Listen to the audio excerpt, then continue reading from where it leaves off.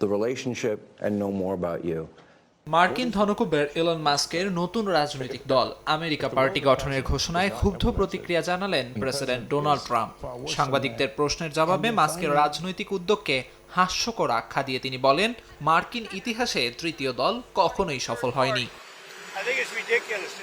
আমি মনে করি তৃতীয় কোনো দল গঠন করা একেবারেই হাস্যকর। রিপাবলিকান পার্টি দিয়ে আমরা দারুণ সফলতা পেয়েছি। ডেমোক্রেটরা পথ হারালেও আমাদের দেশ সবসময় দুই দলের রাজনৈতিক ব্যবস্থার মধ্যেই ছিল। তৃতীয় দল শুধু বিভ্রান্তিই বাড়াবে। পুরো কাঠামোই দুই দলের জন্য তৈরি।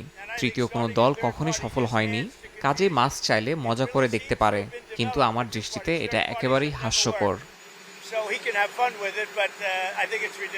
এখানেই থামেননি প্রেসিডেন্ট ট্রাম্প।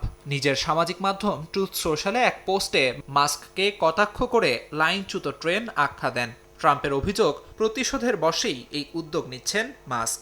বলেন তার প্রশাসন ইলেকট্রিক গাড়ির ভর্তুকি কমিয়ে দিতে চায়। পাশাপাশি মাস্কের বিরুদ্ধে ব্যক্তিগত স্বার্থ চরিতার্থের অভিযোগ তুলে বলেন, নিজের বন্ধু জ্যারেড আইজ্যাকম্যানকে নাসার প্রধান করতে ট্রাম্পকে সুপারিশ করেছিলেন মাস্ক। ট্রাম্প আরও বলেন, নাসা মাস্কের বিশাল ব্যবসার অংশ, তাই সেই নিয়োগ বাতিল করেছেন বলেও জানান তিনি।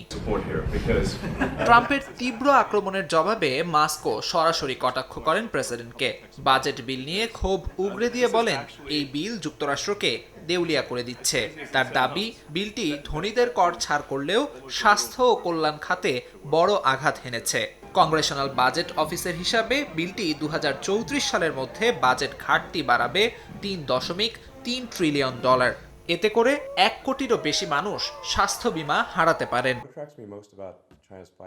এর আগে নতুন রাজনৈতিক দল আমেরিকা পার্টির যাত্রা শুরুর ঘোষণা দেন মাস্ক।